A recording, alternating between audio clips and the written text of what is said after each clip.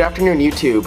Thank you guys for sticking around. We are back up here at RPM Motorsports, as you can see. We are wrapping up the build. Would you say wrapping up?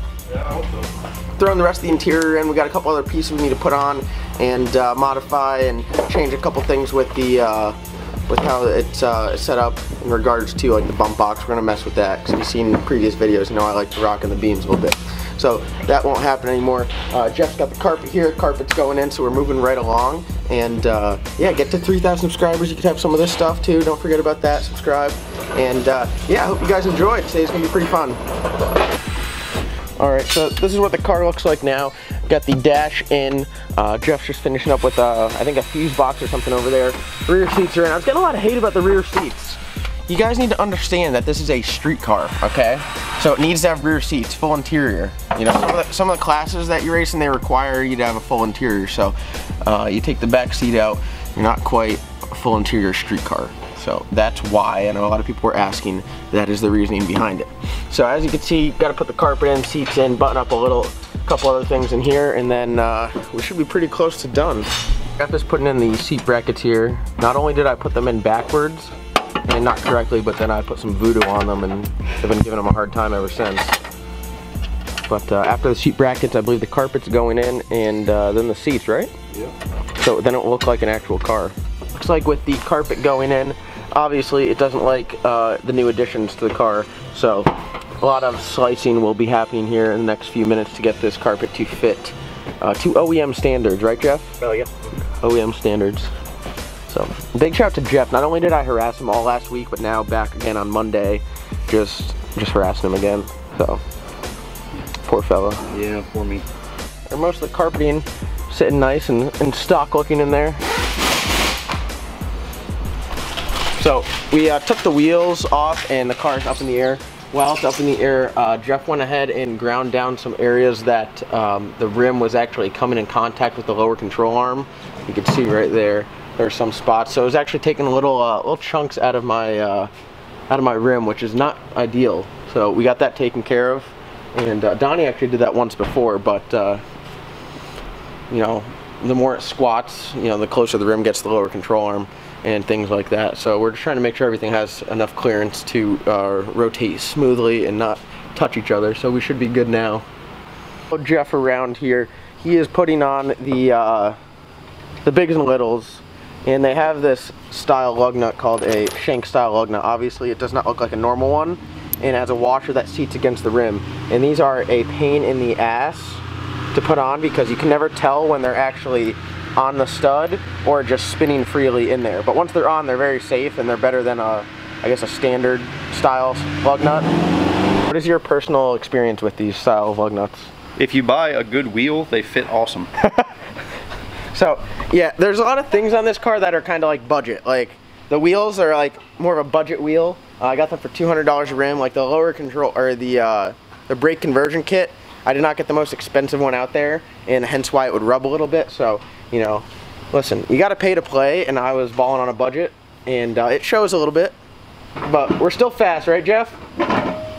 We're not fast. I'm fast. You're super fast.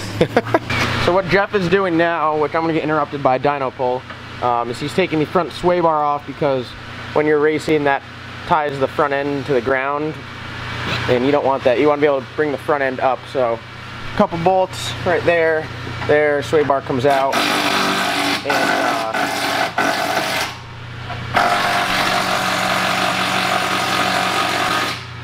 should be able to transfer weight a little bit better with that front end. Get that front end up a little bit higher off the launch, because you don't want the back to squat more than like an inch on an IRS car. You want to squat a little bit, but you want that front end to come up. So we'll talk about the setup on an IRS car more in the future. All right, so just explain to the people what exactly is going to happen on the street. You know, at the track we know the front end is going to come up more, but driving with no front sway bar on the street brings in what? It allows the front end to roll. So what they've been telling me was on ramps, I'm literally going to feel like I'm upside down. They're like, you ever driven a Jeep? It's gonna feel like a Jeep. Oh, great. It's actually gonna be hilarious. But all three of them said at different times, oh, wait till you get on an on-ramp. So I think on-ramps are gonna be like the big key. And down in Florida, they got like 30 degrees of banking on them. Like, they're no joke. It's like, like you're at Daytona. Yeah, it's like Daytona. Jeff is working on the center console here, and it's a little bit more complicated than a normal center console. There's probably like 4 or 5 buttons in there that do different things. So it can get a bit complicated. What he's working on now is the switch that activates the boost controller, then the button for the bump box, and the switch for the line lock, and then the switch for the backup camera. So alright, so I'm sitting in the car now. I know today's video is kind of like jumpy. I don't have any like real nice, you know, cool shots, but you know, Jeff's just plugging away here. He's putting all the little things. Got the driver's side A-pillar, and he's working on the shift light now. The seats are in. We're gonna get the harnesses in soon, finish up on the center console, put this A-pillar in. Then after that, just wire up the boost controller. We had that sent out. There's some issues with it before, and then we should be back on the road. So hopefully we can be driving the car, and in this video you'll see the car back on the road. And for any of the new subscribers or people who haven't seen it on the road yet, it should be pretty sweet. I'm excited. Got the G-force harnesses in there. Looks pretty legit. After that, once he wires the boost controller up, button up the center console, and we're good. Doing is he's getting the harnesses set for the passenger seat. Yeah, they have to go through this little clevis 3 times.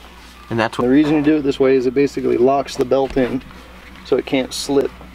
And what he was talking about earlier is, you know, the different, if you have it positioned correctly, you know, the what is this thing called? The latch. The latch? Wow, that was pathetic, John.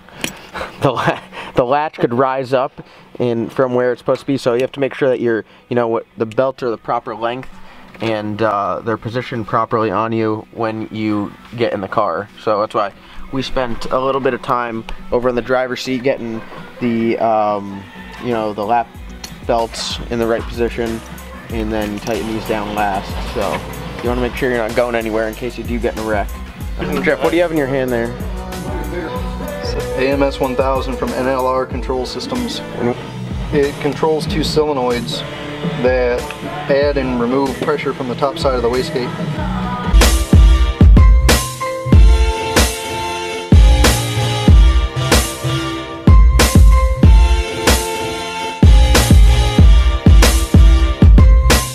Dustin made an appearance in the video. His truck was up here getting worked on.